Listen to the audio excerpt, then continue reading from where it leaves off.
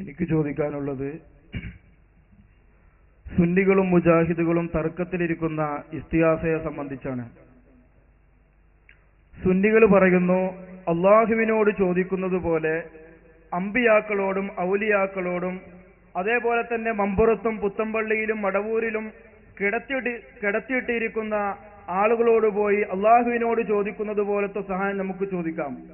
മുജാഹിദ് വിഭാഗം പറയുന്നു, അള്ളാഹുവിനോട് മാത്രമേ നമുക്ക് സഹായം ചോദിക്കാൻ പറ്റുള്ളൂ, മറ്റൊരാളോട് നമുക്ക് സഹായം ചോദിക്കാൻ പറ്റുകയില്ല എന്ന്. എനിക്ക് മനസ്സിലാകുന്നത് വിശുദ്ധമായ ഖുർആനും തിരുസുന്നത്തും മുജാഹിദ് പക്ഷത്തിൻ്റെതാണെന്നാണ് നമുക്ക് മനസ്സിലാകുന്നത്. കാരണം അവരോടൊപ്പമാണ് ഖുർആനും സുന്നത്തും നിൽക്കുന്നത്. വിശുദ്ധമായ ഖുർആനു ശരീഫ് വളരെ വ്യക്തമായി കൊണ്ട് നമ്മോട് പറയുകയാണ്, ഇൻ തദൂഹും ലാ യസ്മഉ ദുആഅക്കും വലൗ സമീഉ മസ്തജാബു ലക്കും. വിശുദ്ധമായ ഖുർആന പറയുന്നത്, നിങ്ങൾ അവരെ വിളിച്ച് പ്രാർത്ഥിച്ചാൽ നിങ്ങളുടെ ദുആ അവർ കേൾക്കൂല, ഇനി അവർ കേട്ടാൽ തന്നെ അവർക്ക് ഉത്തരം നൽകാനും കഴിയില്ല. അപ്പോൾ ഇങ്ങനെ തുടങ്ങി ഒരുപാട് ആയത്തുകൾ വിശുദ്ധമായ ഖുർആനിലുണ്ട്. ഇതൊക്കെ മുജാഹിദ് വിഭാഗത്തിൻ്റെതാണെന്നാണ് നമുക്ക് മനസ്സിലാകുന്നത്. കാരണം അവർ പറയുന്ന നിലപാടാണ് ശരി. മറിച്ച് സുന്നികൾ മുജാഹിദ് വിഭാഗത്തെ വിമർശിക്കുകയും അതേപോലെ തന്നെ പച്ചക്കള്ളം സുന്നത്ത് ജമാഅത്തിന്റെ ഇടയിൽ പറഞ്ഞ് പരത്തുകയാണെന്ന് സാന്ദർഭികമായി സൂചിപ്പിക്കുന്നു. ചോദ്യത്തിൽ ചെറിയൊരു തെറ്റുണ്ട്. അതായത്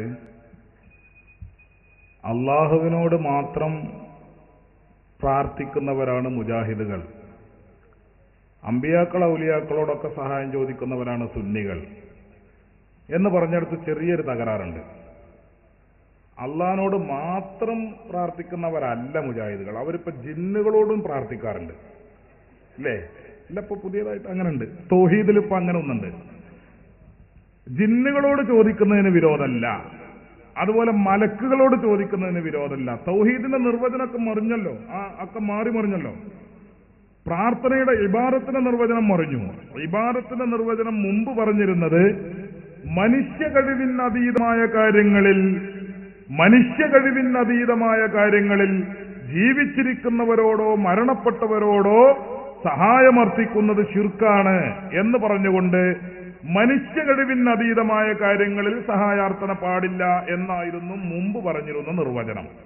ഇപ്പൊ കുറച്ചു കാലമായിട്ട് നിർവചനം മാറി. അതെന്താ പുതിയ നിർവചനം? സൃഷ്ടികളുടെ കഴിവിനതീതമായ കാര്യങ്ങളിൽ സഹായം ചോദിക്കലാണ് ശിർക്ക്. അപ്പൊ മനുഷ്യ കഴിവ് മാറി സൃഷ്ടികളുടെ കഴിവാകാൻ കാരണം എന്താ? ജിന്നിന്റെ ഒക്കെ സഹായം ഞങ്ങൾക്കും വേണം, പിശാചിന്റെ ഒക്കെ സഹായം ഞങ്ങൾക്കും വേണം, മലക്കുകളുടെ സഹായം കിട്ടിയാൽ തിരക്കടില്ല എന്നൊക്കെ മുജാഹിദ് മൗലവിമാർക്ക് തോന്നിയപ്പോഴാണ് ഈ നിർവചനം മനുഷ്യ കഴിവ് എന്നത് മാറി സൃഷ്ടികളുടെ കഴിവ് എന്നതിലേക്ക് വ്യാപിച്ചത്. അപ്പൊ ചോദ്യത്തിൽ അത്തിരുത്ത് വരുത്തണം. എല്ലാ സൃഷ്ടികളോടും സഹായം ചോദിക്കൽ ശിർക്കാണ് എന്ന് മുജാഹിദ് പറയുന്നില്ല. മുജാഹിദ് പറയുന്നത് മുഹിയുദ്ദീൻ ശൈഖിനോട് പറ്റൂല, റിഫായി ശൈഖിനോടും പറ്റൂല, ഒമ്പർത്ത് തങ്ങളോട് പറ്റൂല, ബദരീങ്ങളോട് പറ്റൂല, അതൊന്നും പറ്റൂല. പിന്നെ നമ്മളെ ഇഫ്രീത്ത് ജിന്നിനോട് പറ്റും, ജിന്നിനോട് പറ്റും, മലക്കിനോട് പറ്റും എന്ന കാഴ്ചപ്പാടിൽ SYSന്റെയും SSFന്റെയും പ്രബോധന പ്രവർത്തനത്തിന്റെ ഫലമായി കേരളത്തിലെ മുജാഹിദ് മൗലവിമാരെ എത്തിക്കാൻ ഞങ്ങൾക്ക് സാധിച്ചുവെന്ന് വിനയപുരസ്സരം പറയുവാൻ കേരളത്തിലെ മുജാഹിദുകൾ ഞങ്ങളെ അനുവദിക്കേണ്ടിയിരിക്കുന്നു. അത് പ്രബോധനത്തിന്റെ നേട്ടം തന്നെയാണ്. അപ്പൊ അതൊന്ന് ഒരു തിരുത്തുണ്ട്. പിന്നെ രണ്ടാമത് അദ്ദേഹം പറഞ്ഞ ഒരു കാര്യം, ഖുർആനും സുന്നത്തൊക്കെ മുജാഹിദിന്റെ ഒപ്പാണ്. ഖുർആനും സുന്നത്തൊക്കെ മുജാഹിദിന്റെ കൂടെയാണ്, ജമാഅത്തെ ഇസ്ലാമിന്റെ കൂടെയാണ്. അവിടെ എനിക്ക് ചെറിയൊരു സംശയം. 1920കളിലാണല്ലോ മുജാഹിദ് വന്നത്. അതിന്റെ മുമ്പ് ഖുർആൻ ആരോപ്പേനി എനിക്ക് തിരിയണില്ല.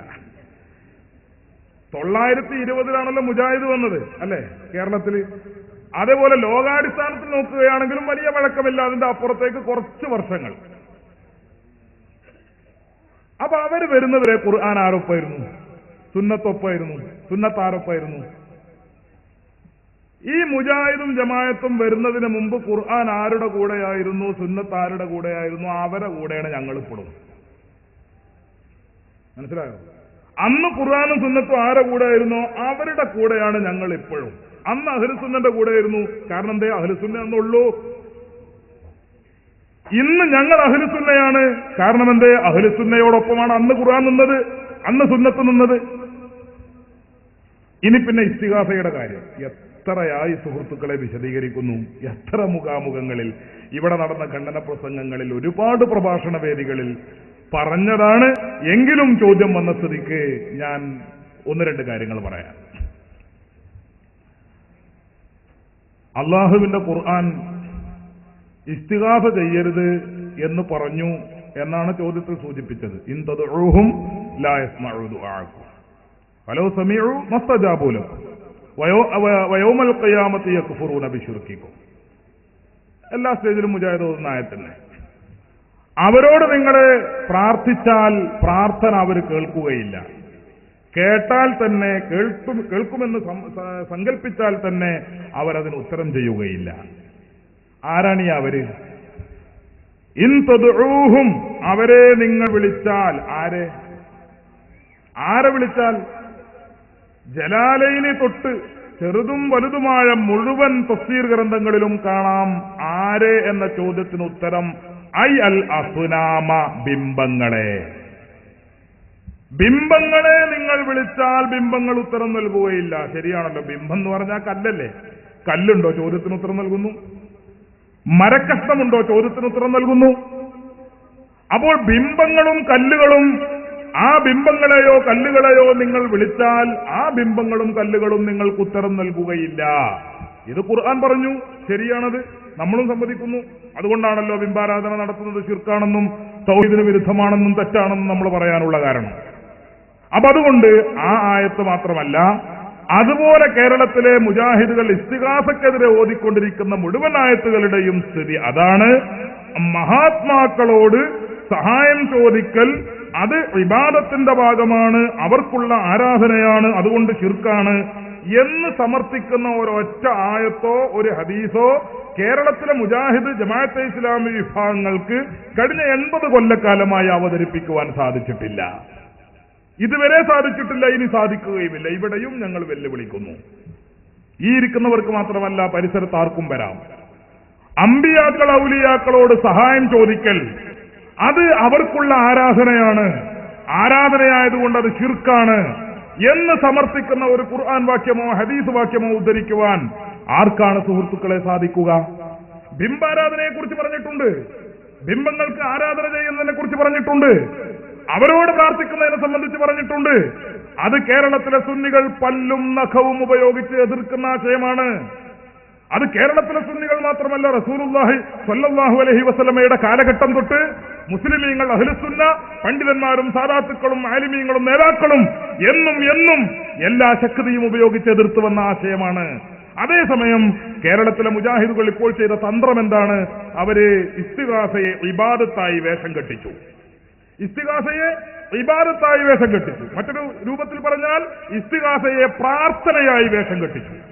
ഇസ്തിഗാസക്ക് പ്രാർത്ഥനയുടെ വേഷം കെട്ടിക്കൊടുത്തു. എന്നിട്ടൊരു മൗലവി സാഹിബ് അടുത്ത കാലത്ത് പറഞ്ഞത്, അദ്ദേഹം ഇബാദത്തിന്റെ നിർവചനം പറഞ്ഞു. ഞാൻ ആ വിഷയത്തിലേക്ക് പോവുകയല്ല, അങ്ങനെ ആകുമ്പോൾ ഇപ്പൊ നേരത്തെ തന്നെ അദ്ദേഹം പറഞ്ഞു ചോദ്യം ചെറുതാണ്, ഉത്തരം വലുതാണ്. അത് സ്വാഭാവികമാണ്. ചോദ്യം എപ്പോഴും ചെറുതായിരിക്കും, ഉത്തരം വലുതായിരിക്കും. അങ്ങനെയാണല്ലോ. നമ്മൾ സ്കൂളിൽ പരീക്ഷയ്ക്ക് പോയാൽ അല്ലെങ്കിൽ ദർസിൽ പരീക്ഷയ്ക്ക് പോയാൽ ചോദ്യം എത്ര പേജാണ്ടായ? 1 പേജ് അല്ലെങ്കിൽ 1/2 പേജ്. ഉത്തരം എത്ര പായക്കടലാസാ? അപ്പൊ അതങ്ങനെ തന്നെയാണ്. ഉത്തരം വലുതായിരിക്കും, ചോദ്യം ചെറുതായിരിക്കും. അതതിന്റെ സ്വഭാവമാണ്. ജനങ്ങൾക്ക് കാര്യങ്ങൾ മനസ്സിലാക്കി കൊടുക്കാനുള്ള നമ്മുടെ ലക്ഷ്യം. അപ്പൊ അതുകൊണ്ട് ചില കാര്യങ്ങളൊക്കെ വിശദീകരിക്കുന്നു എന്നേ ഉള്ളൂ. ഇസ്തിഗാസ എന്നതിന് പ്രാർത്ഥനയുടെ വേഷം കെട്ടിച്ചു. എന്നിട്ട് പ്രാർത്ഥനയ്ക്കൊരു നിർവചനം പറഞ്ഞു, ഇബാദത്തിനൊരു നിർവചനം പറഞ്ഞു. ഇബാദത്തിന് ഒരു മൗലവി നിർവചനം പറയാൻ വേണ്ടി നമ്മളെ വിളിച്ചു. എവിടേക്ക് അറിയോ? താമരശ്ശേരി ചുരത്തിന്റെ 6ാം വളവുക്ക്. താമരശ്ശേരി ചുരത്തിന്റെ 6ാം വളവുക്ക് വിളിച്ചു.